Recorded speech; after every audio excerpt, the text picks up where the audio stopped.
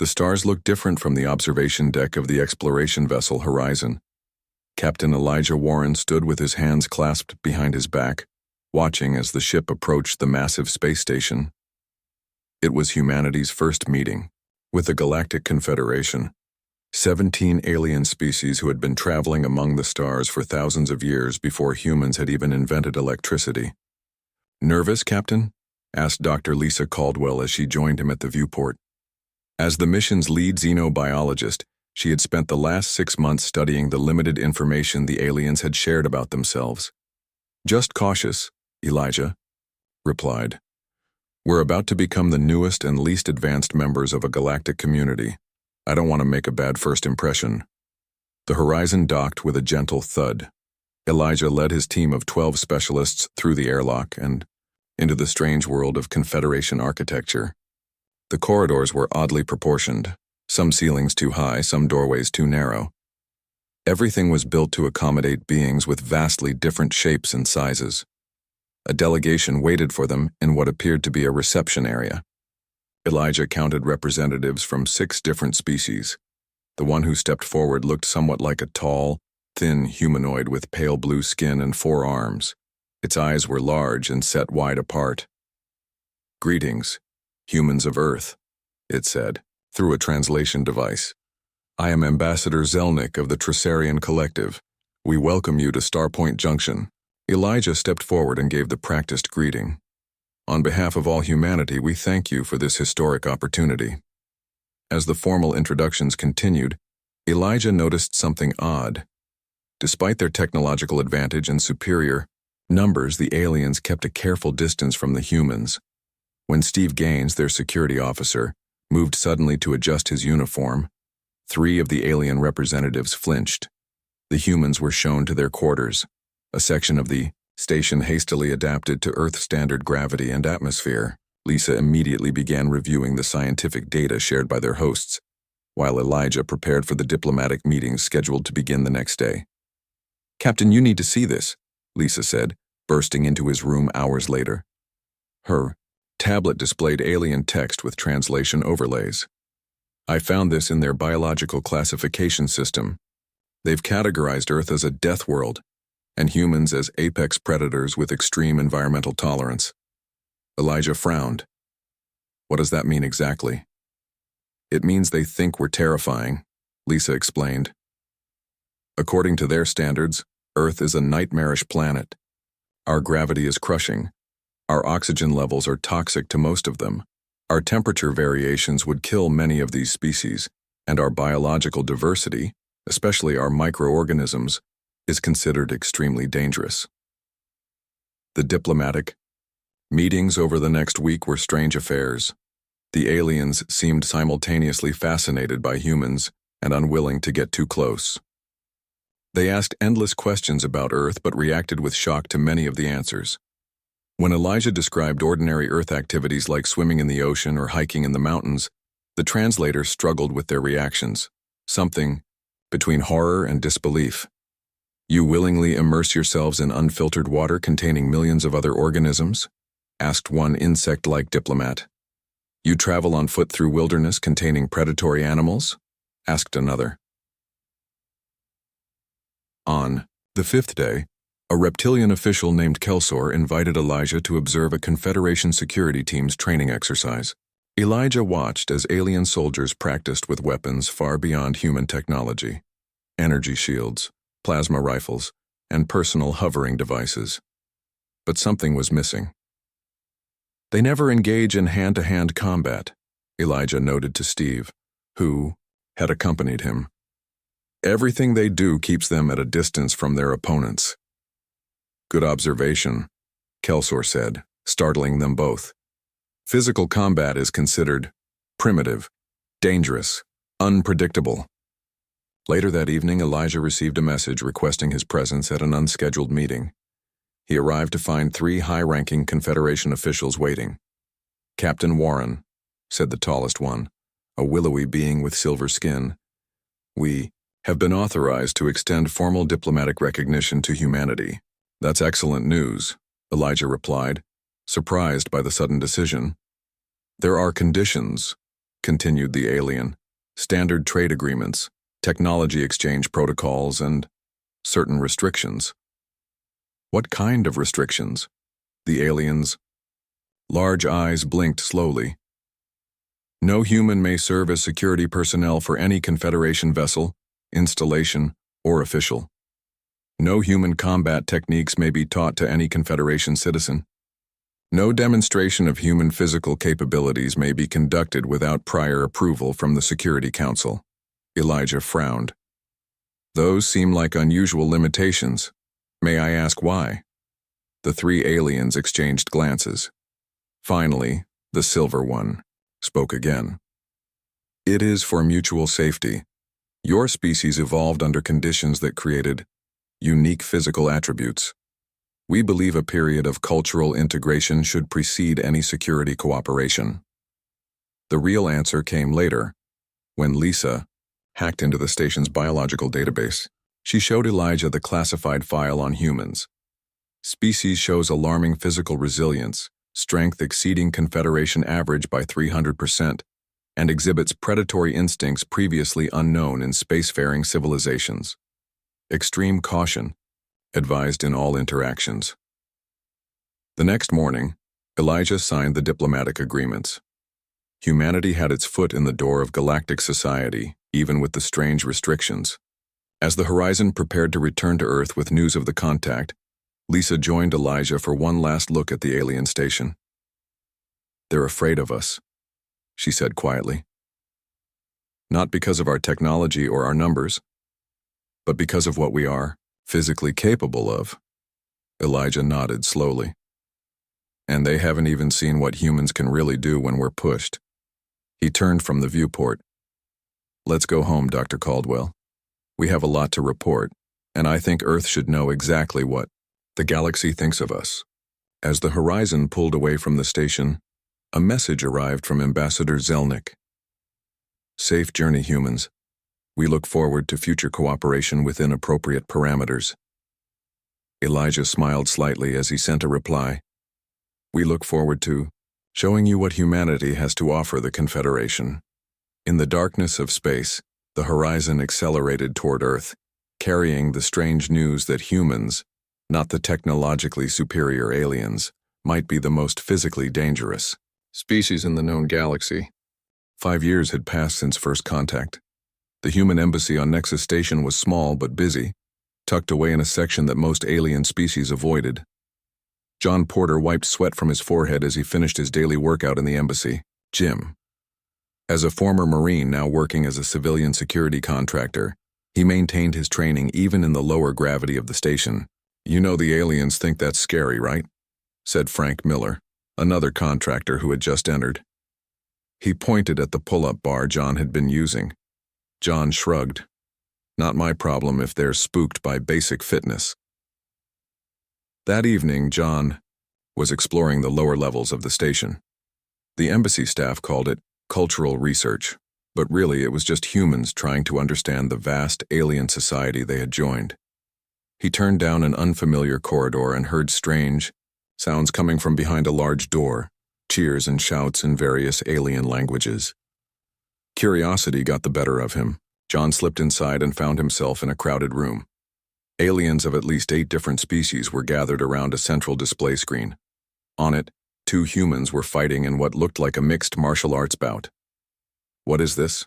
John asked an insect-like alien standing nearby. The creature jumped at the sound of his voice, its antennae quivering. A human!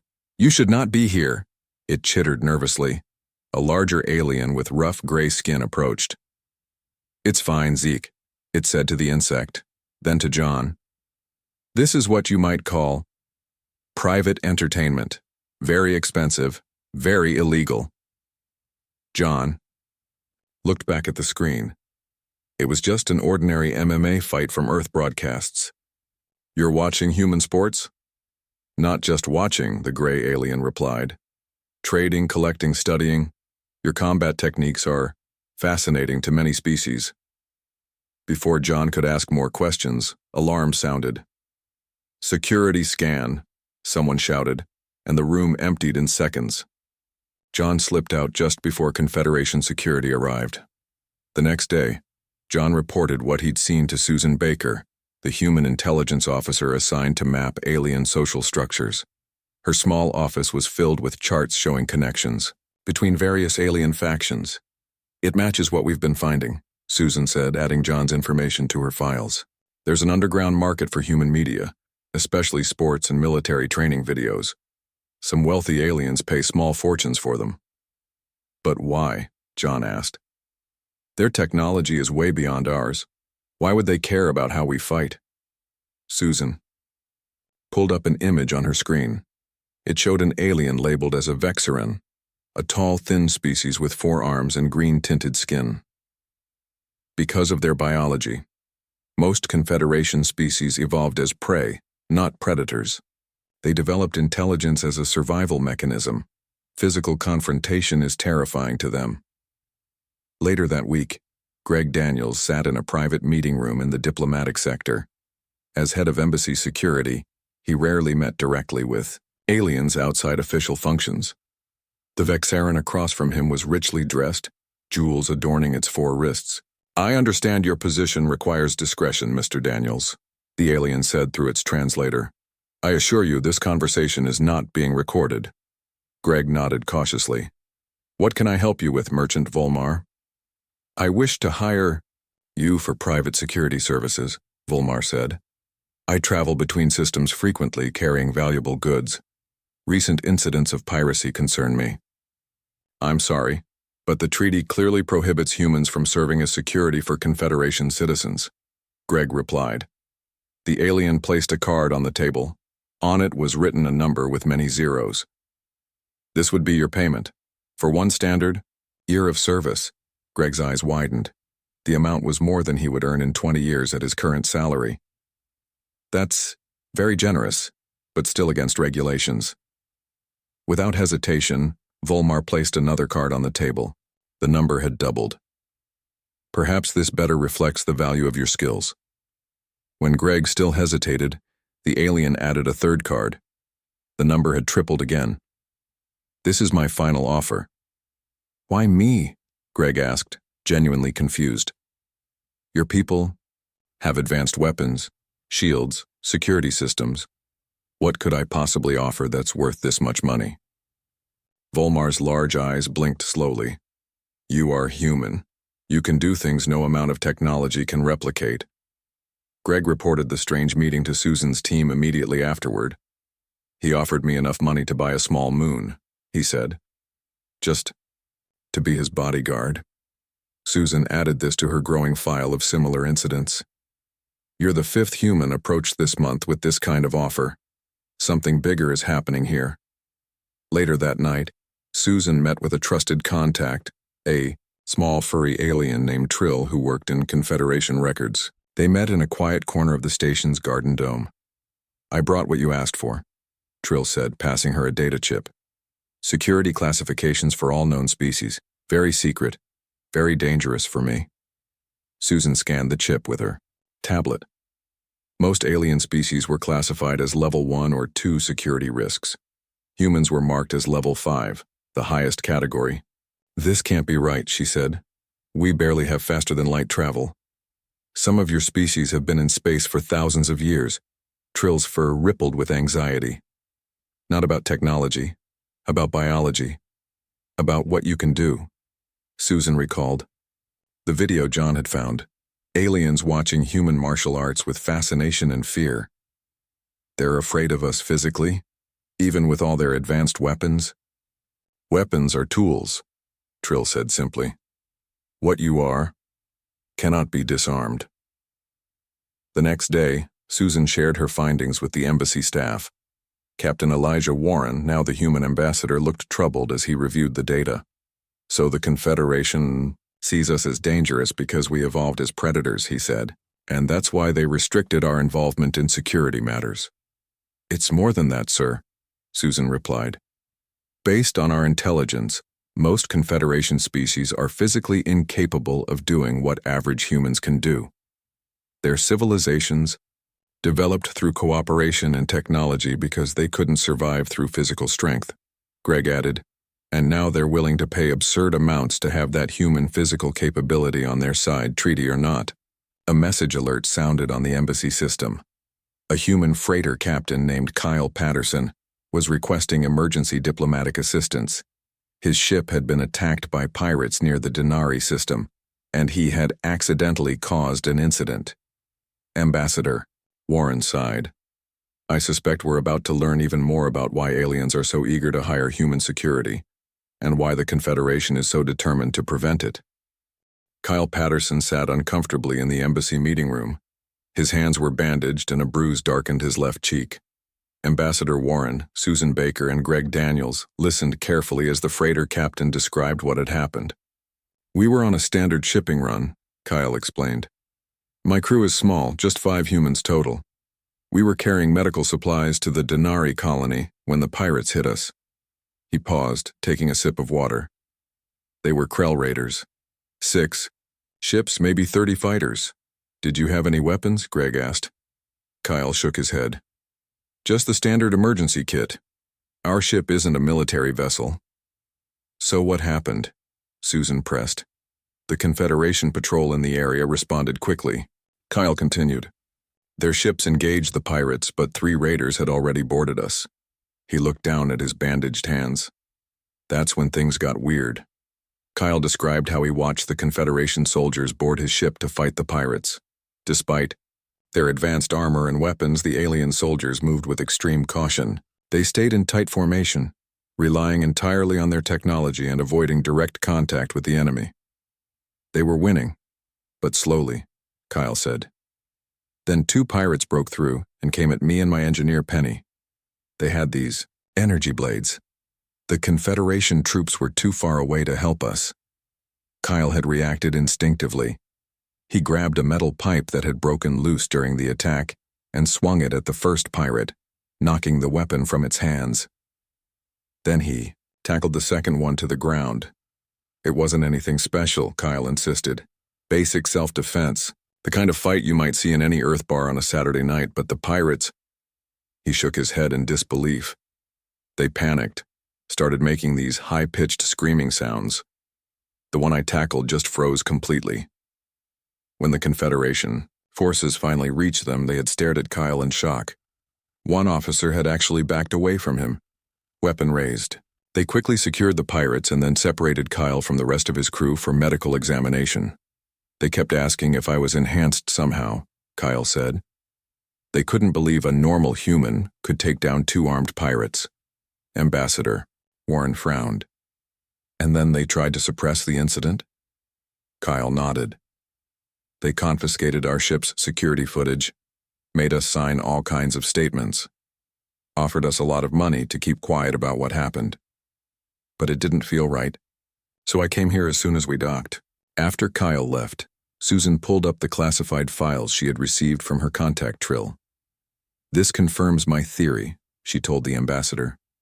Most Confederation species evolved as prey animals. They developed intelligence and technology to survive, not physical combat skills. Greg leaned forward, looking at the data. So when they see humans fighting, even at a basic level, they're seeing something their species evolved specifically to avoid, Susan finished. Physical confrontation is against their deepest instincts. Over the next week, Susan's team worked to gather more information. They accessed historical records, studied biological data on Confederation species, and interviewed other humans who had experienced similar reactions from aliens. One evening, Susan was working late when Trill appeared at her office doorway, looking nervous. I found something, the small alien said, quickly closing the door behind him. Ancient records, very restricted access. He handed her a small data device. About previous predator species. Susan's eyes widened as she reviewed the files. They contained information about 3 other predator species that had achieved space travel before encountering the Confederation. All 3 civilizations had mysteriously disappeared after initial contact. What happened to them? She asked. Trill's fur rippled with anxiety.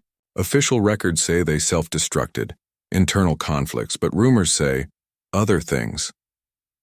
Susan immediately took this information to Ambassador Warren. They spent hours reviewing the fragmentary data, trying to understand what it meant for humanity's future in the Confederation.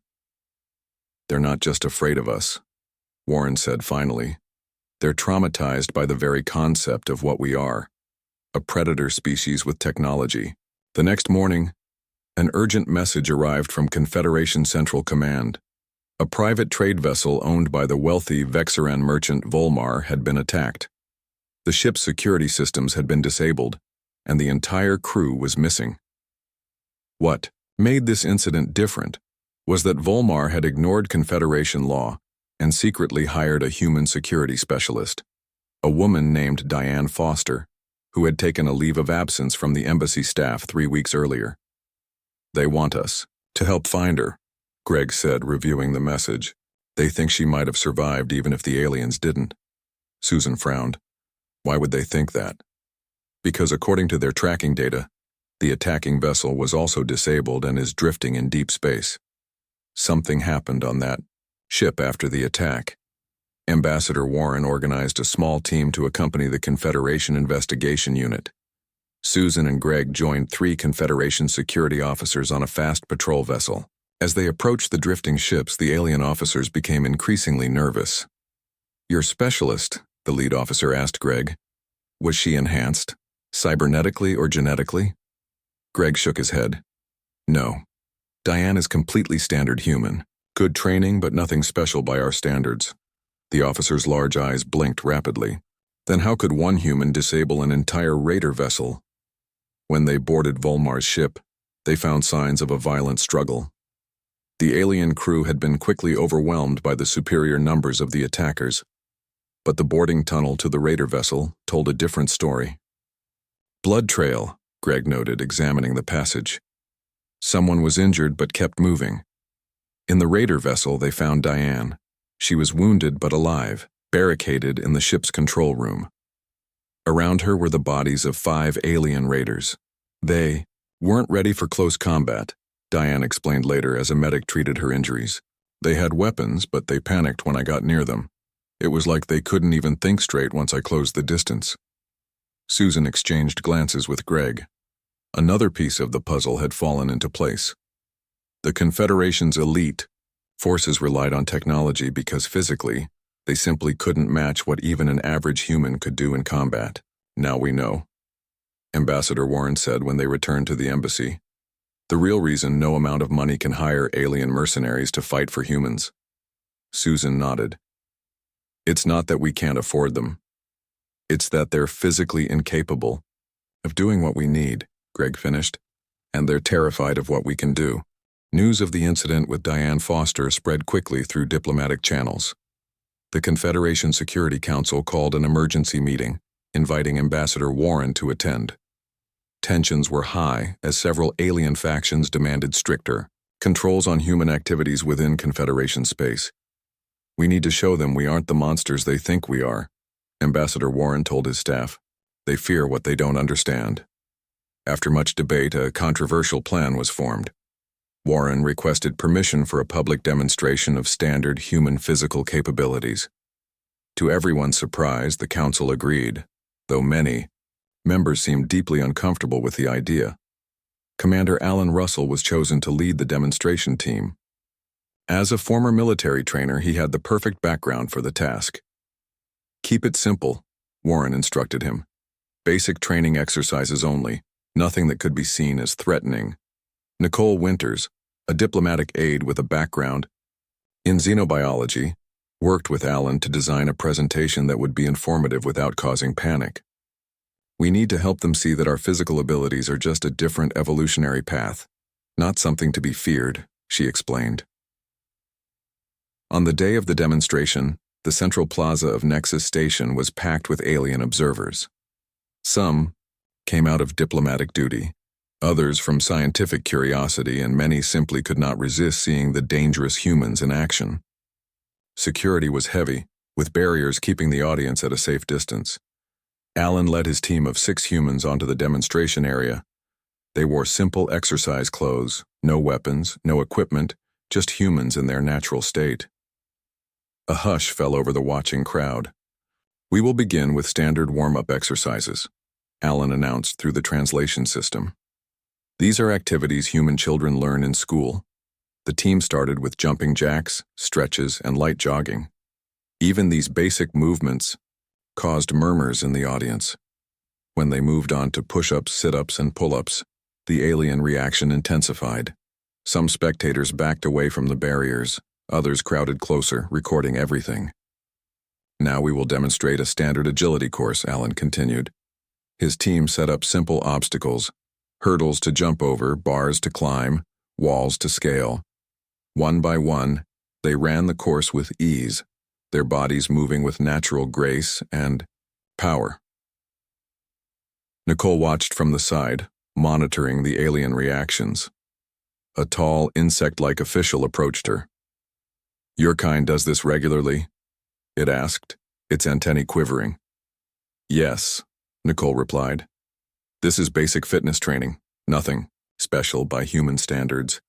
The jumping height," the alien said, "the grip strength to climb, the impact resistance when landing.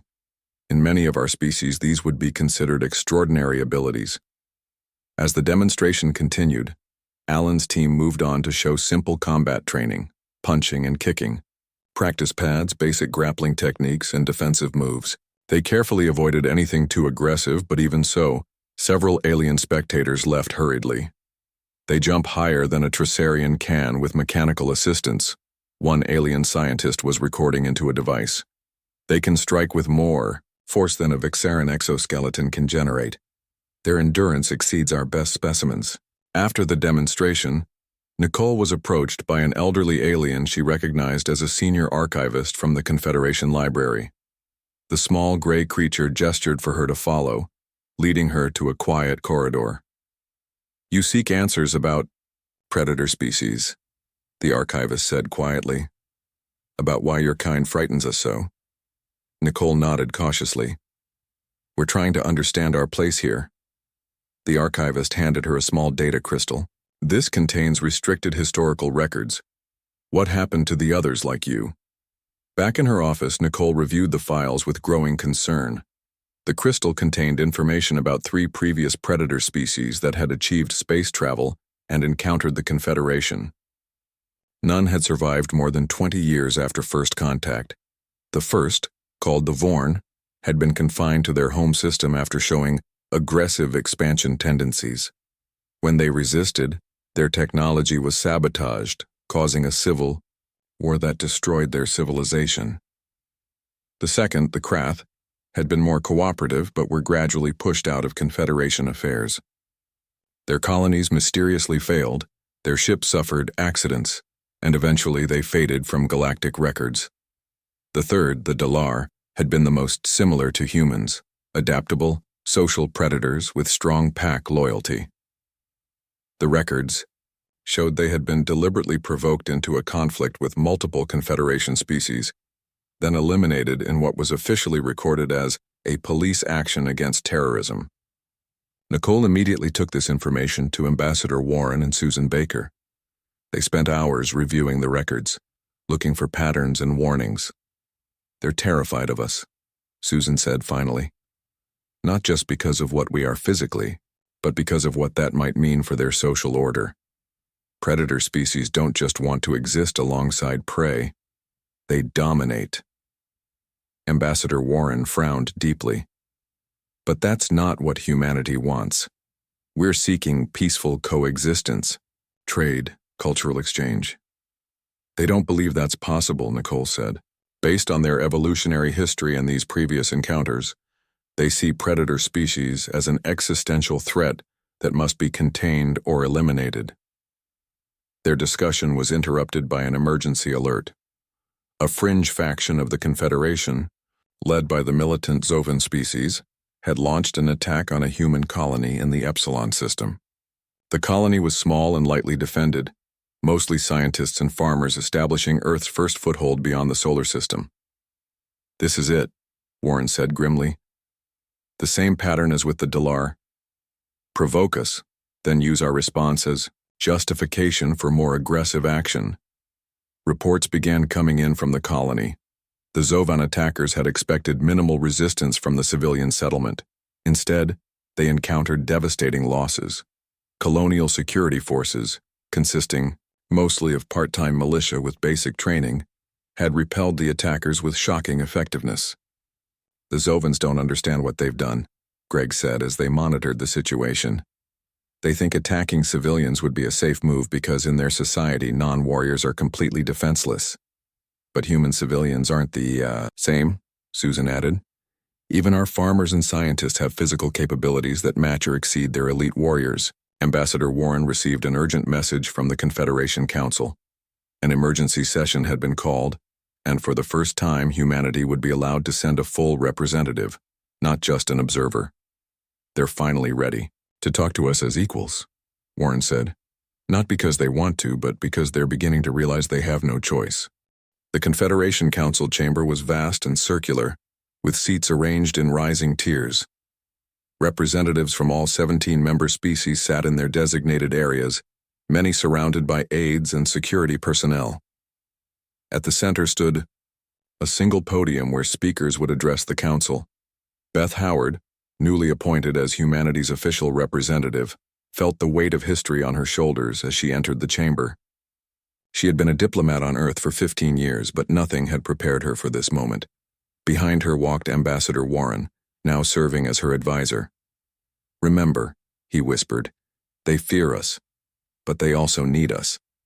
That's why we're here today." The council leader, an ancient being from one of the founding species, called the session to order. The attack on the human colony was the first item on the agenda. A Zovan representative rose to speak first. "The incident at Epsilon was a tragic misunderstanding," the reptilian alien claimed. "Rogue elements within our defense forces acted without authorization. We deeply regret any harm caused to the human settlement." Beth noted how carefully the Zovan avoided mentioning the outcome of the battle, how the human colonists had inflicted devastating casualties on the attackers, despite being outgunned and outnumbered. When it was her turn to speak, Beth approached the podium calmly. "The human government accepts the Zovan explanation, but requires assurances that no further misunderstandings will occur. We seek peaceful relations with all Confederation species, but we will defend our people." Murmurs spread through the chamber. Several representatives shifted uncomfortably in their seats. The council leader raised a long, thin hand for silence. "This incident highlights a larger issue we must address. Humanity's place within the Confederation remains problematic." Beth stood her ground. "If by problematic you mean the restrictions placed on human activities, we agree. These limitations are based on fear and misunderstanding, not facts." "Facts?" A Tresarian representative stood. "The facts are clear. Your species evolved as apex predators. Your physical capabilities exceed Confederation norms by dangerous margins. Your instinctive responses include violence. These are biological realities." Beth nodded slowly. "Yes, we evolved differently from most Confederation species. But we've also evolved beyond mere instinct. We've built civilizations based on cooperation, art, science, and peace." The chamber grew quiet as the oldest member of the council, a small, wizened creature with pale blue skin, rose from its seat. This was the elder of the Mithrani, the first species to achieve space travel and founders of the Confederation 50,000 years ago. "Come closer, human," the elder beckoned to Beth. "It is time for truth between us." Beth approached the elder's platform, aware that every eye in the chamber was upon them. The ancient alien studied her face with large, knowing eyes. "You wish to know why no amount of money can hire human mercenaries for Confederation needs," the elder said, its voice soft, but carrying throughout the chamber. "The truth is not what you expect." The elder gestured, and a holographic display appeared in the center of the chamber. It showed various alien anatomies alongside human anatomy. "What you offer casually, we cannot afford to have exist at all," the elder continued. "Your species evolved as apex predators, with physical capabilities our kinds consider godlike. A single human mercenary could overthrow governments on dozens of our worlds." Beth frowned. But your technology far exceeds ours. Surely that compensates for physical differences. Technology is a tool, the elder replied. It can be taken away, disabled, countered. What you are cannot be disarmed. Your warriors do not merely fight, they hunt. You possess instincts and abilities we purposely evolved away from millions of years ago. The elder explained how most Confederation species had followed evolutionary paths that sacrificed physical power for intelligence, cooperation, and technology. They had abandoned the predator path because it led to constant conflict and destruction. The previous predator species we encountered, the elder admitted, were seen as existential threats. The Confederation took regrettable actions. Actions I have long opposed. Beth's eyes widened. You eliminated them. Others did. The elder nodded sadly. Out of fear. But I have studied your kind. You are different. Your predator nature is balanced by something the others lacked. A capacity for protection, not just hunting. You fight to defend, not just to kill. The elder turned to address the entire council. Humanity represents both danger and opportunity. Their physical capabilities terrify us, but those same abilities could be our greatest asset against threats from beyond our borders. For hours, the council debated. Some representatives argued for continuing the policy of isolation and eventual elimination. Others, led by the Mithrani elder, pushed for a new approach, controlled integration and alliance. Finally, a compromise was reached. The council proposed a new treaty. Humans would accept certain limitations on their activities within Confederation space. In exchange, they would receive advanced technology and protection for human worlds. Most importantly, humans would serve not as mercenaries for hire, but as formal military allies, bound by strict treaties and oversight. Their natural abilities would be channeled into protective roles, not exploited for profit. Beth studied the proposal carefully. This is a beginning, she said. Not perfect, but a path forward. 3 months later, the first joint human confederation security force was established. Captain Elijah Warren, now promoted to admiral, oversaw the integration of human officers into the Confederation fleet. They still watch us nervously, he remarked to Beth as they observed training exercises on Nexus Station. Human teams were teaching selected Confederation species modified combat techniques adapted to their various physiologies. Fear takes time to overcome, Beth replied. But they're learning that what makes us dangerous can also make us valuable allies. On a distant trading outpost, a wealthy Vexaran merchant approached a human woman. I would pay any price for your protection on my next journey, he said, offering a card with an astronomical figure. The woman smiled and handed him an official document. No need for private arrangements anymore. Apply through the Joint Security program. We don't work as mercenaries. We're partners now. As she walked away, the merchant watched with a mixture of fear and admiration. The Confederation was changing, adapting to the predator in their midst, and humans were learning that their greatest strength wasn't their physical power, but their ability to be protectors in a galaxy of beings who had never evolved that capacity. Admiral Warren's words to the first graduating class of the Joint Security Force summed it up perfectly.